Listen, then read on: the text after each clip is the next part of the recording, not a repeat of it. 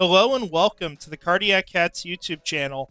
I'm your host, Jacob Shorba, and we're here today because last night had some pretty big implications on the Jacksonville Jaguars head coach search as the Detroit Lions ended up getting knocked out of the playoffs in their first game in the playoffs this year. Was kind of shocking, kind of not. Commanders have looked hot all year. They've done some incredible things. Jayden Daniels has been phenomenal for them. But it was a good day of football if you're a Jaguars fan yesterday. You got to watch the Texans lose, and it also got to be extremely excruciating for them, which you always got to love. And on the flip side of it, you got Washington knocking out Detroit, and you don't got to sit here wondering when you're going to be able to actually do these in-person interviews with a Ben Johnson, with an Aaron Glenn, and all those candidates that are really attractive coming out of Detroit. I know for some people, the way they lost last night, like just going out immediately, it's kind of changed how some people feel about these candidates. I don't think it should. Personally, I think it's kind of a recency bias thing. But at the end of the day, these are both really good candidates that are now open to do more interviews with teams. It'll speed up the process. And I think ultimately it should lead to where Jacksonville ideally has their head coach in place a lot sooner rather than later. So this was a big implication. And as well this weekend, the Jacksonville Jaguars did wrap up their final interviews with their first wave of their head coaching search. So we'll get to see who they go forward with, who makes the second wave. We do not know yet as of now. And there's been really just a ton of conflicting reports out there about which coach which coach has a leg up on everyone else. Who's the favorite for this job? There was a point where the betting odds were saying that Robert Saleh was like minus 150 to be the head coach of the Jacksonville Jaguars, which feels a little weird, right? But you get my point when I say there is a lot of talk and no one really knows for sure where this thing is going. So, just to hit on like a couple things we saw this week, if I'm going to trust anyone, right, going to talk about like who I really believe out there, it's going to be Jacksonville media above really anyone else, ideally. And so you have John Shipley here with Jacksonville Jaguars and Sports Illustrated, putting out an article about one of the coaching candidates that really impressed in the building. And so you had an NFL executive tell him that Liam Coen was one of those guys. So I had a really impressive interview. We'll read this line here. His knowledge of the game, both offensively and defensively, was eye-opening, as well as his handles and the responsibilities and how he would lead a franchise. I'm not honestly all that shocked that interview went very well. I think Liam Coen is a phenomenal candidate, and really the only thing that's had me hesitant on him, I'll say two.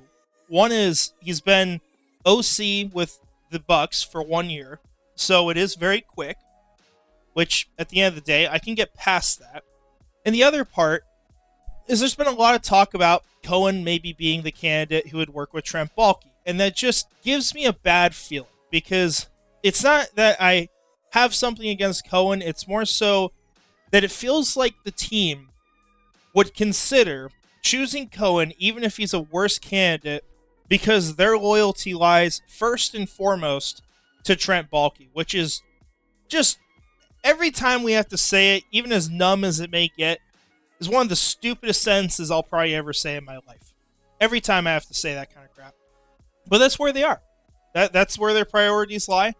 And unfortunately, until that is proven wrong, that's going to be the case, right? I hope that it's Ben Johnson. I hope something like that happens. And there's surely things that point to him wanting to come to Jacksonville.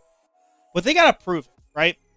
You can't just pretend. You can't go tell people, oh, yeah, we would consider making a change if you don't really mean it, right? Eventually, after so many times, people don't really trust you, right? It's like when you say every single time they hire someone, oh, I got this one right. And then Urban Meyer sucks. And then, oh, I got this one right. And then Doug Peterson has one good year here. And then the team goes off a cliff. At a point, trust is a problem. But Liam Coen, one of the top candidates for the job. Not shocking at all. You also had this come out this morning. I know that freaked out a lot of people, which was the Raiders interviewing Lance Newmark for GM. Now, the reason why this freaks people out, if you're wanting Ben Johnson here, the rumor for a while, and it's at this point pretty much the truth, I think everyone knows it, is that Ben Johnson wants his own GM, and he wants that to be Lance Newmark. That's his top option. So for the Raiders to go interview him, it indicates that the Raiders are going to the fullest extent possible to bring in Ben Johnson. And obviously, the whole debate is the Raiders are in a worse situation as a franchise than really anyone out there aside from, maybe the Jets or talk about the Saints, who aren't really competing for Ben Johnson. So would Ben Johnson really choose that over other teams? And it ultimately comes down to, how do you weigh the ability to structure the organization you want to and set up for success against having a better roster? Which one do you want? Because you're only getting one or the other. That's kind of the thought process with what Ben Johnson would do. And then you, of course, can talk about Tom Brady being there with the Raiders. That is a little bit in the conversation too, and he's surely done his part in trying to lure Johnson to Las Vegas. So this did freak out people because, this would indicate that's their top option and they're going all in.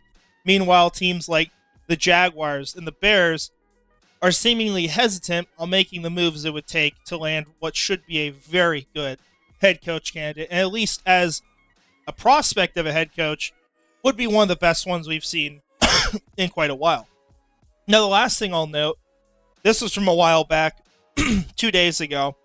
It was Ian Rappaport just talking about where the coaching searches were. He listed two people as the top of Jacksonville's list at the time. And I believe this was right before Liam Coen interviewed.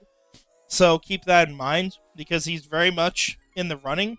But the two names listed were Aaron Glenn and it was Ben Johnson. And you have this stuff from E. Dilla as well, just kind of responding to fans who are trying to ask for really any information. And it sounds like, at least the rumblings from, this was also mentioned by Hayes Carlian. I'm sure I just butchered his name, but we'll just say Hayes. Talking about that Ben Johnson might be getting the job.